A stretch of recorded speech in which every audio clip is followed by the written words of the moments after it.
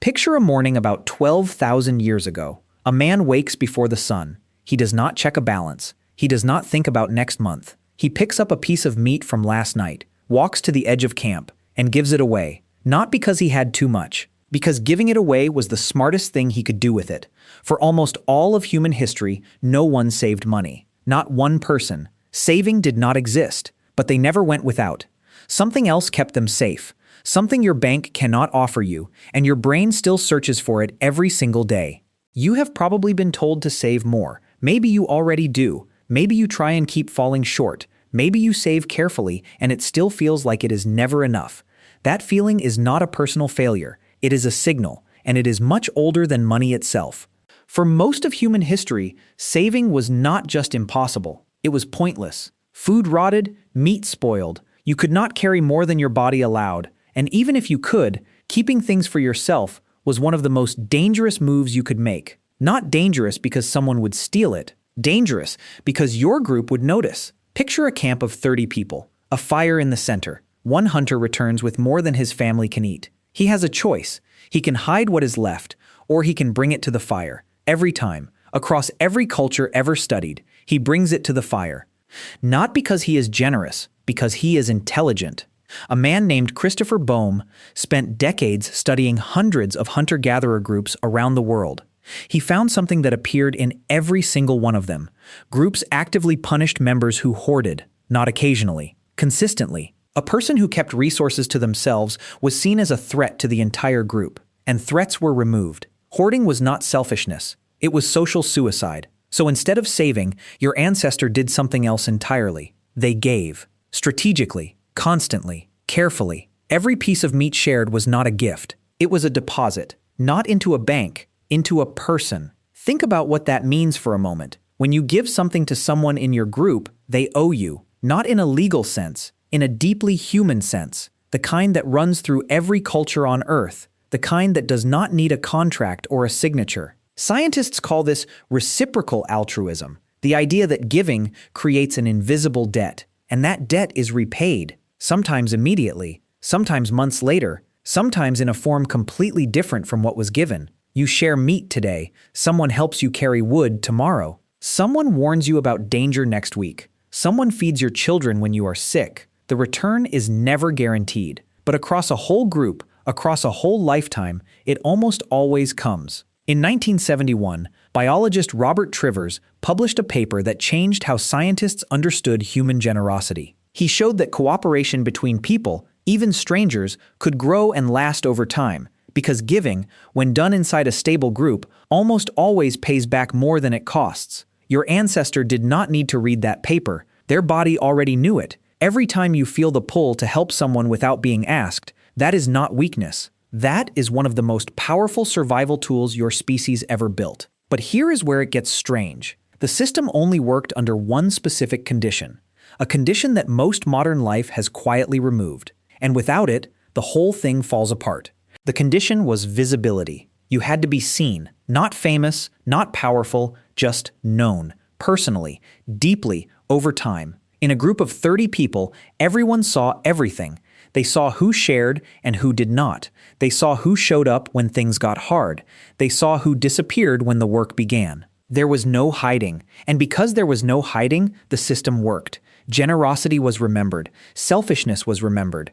Every action built a reputation, and reputation was the only savings account that mattered. But something shifted. About 10,000 years ago, humans began settling. Villages grew, then towns, then cities, and for the first time in human history, a person could be surrounded by strangers, people who did not know their name, people who had never seen them give anything to anyone, people who could not read their reputation because they had never witnessed it being built. The invisible record your ancestor kept, built from shared meals and small acts of care, suddenly had no one left to read it, and a new system had to replace it. That system was money, not invented out of greed, invented out of necessity, a way to store value between strangers, a way to carry trust in your pocket instead of in other people's memories. In 2011, writer and anthropologist David Graeber published a book tracing the origins of debt across ancient civilizations. He found that money did not replace trading, as most people are taught. It replaced relationships.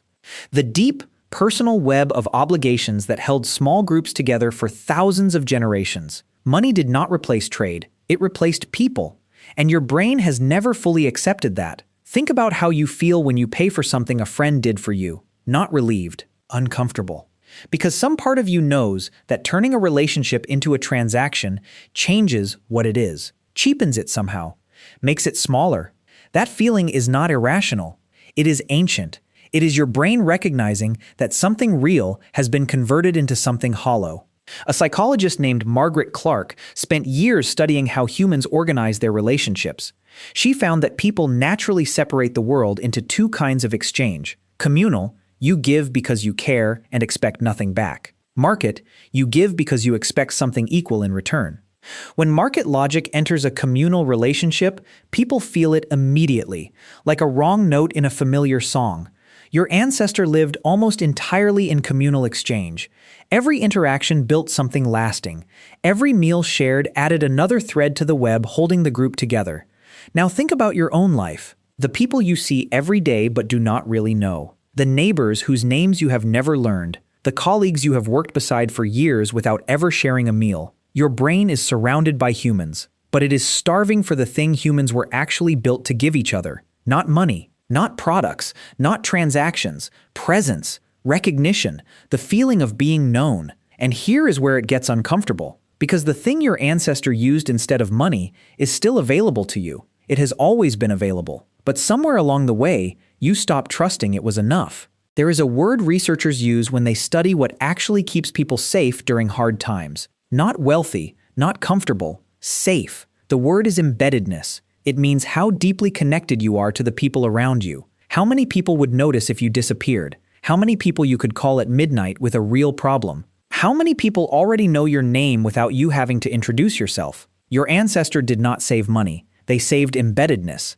Every meal shared made them harder to lose. Every act of care made the group more likely to carry them through the seasons they could not carry themselves. In 2006, sociologist Mario Small studied how city-dwelling Americans build and keep relationships with the people around them. He found that people with strong personal connections survived financial hardship far better than people with savings but weak relationships. A person with people was safer than a person with money. Think about what that means for the way you are living now. You spend hours managing your finances, checking balances, moving numbers between accounts, watching the total go up or down by amounts that feel meaningful but change nothing about how safe you actually are. And during that same time, the relationships that would actually protect you are quietly going unmaintained, unreturned messages, missed dinners, conversations that never quite happen. Your ancestor would not have understood any of your financial tools, the accounts, the interest rates, the portfolios, none of it, but they would have recognized your fear immediately. Because the fear is not really about money. It never was. The fear is about what money represents: security, belonging, the certainty that when something goes wrong, you will not face it alone. Those things existed long before money. They were built one shared fire at a time, one returned favor at a time, one moment of showing up when it would have been easier not to. In 2015, researcher David Halpern studied people across multiple countries and found that those with high social trust felt more financially secure, even when their income was low. They felt safe not because of what they had, but because of who they had. Your brain already knows this. It has always known this. Every time you feel genuinely safe, it is rarely because of a number in an account. It is because someone you trust is nearby, or because you know they would come if you needed them. That is not sentiment. That is 200,000 years of evidence. The ancient system never disappeared. It just stopped being the main one. And so you save, carefully, quietly, alone, putting numbers into a system that was invented to replace the thing your brain actually runs on. Somewhere right now, someone who matters to you is waiting for a message you have not sent, a conversation you keep meaning to have, a meal you keep meaning to share. Your ancestor would have called that the most important debt you owe. Not to a bank, to a person.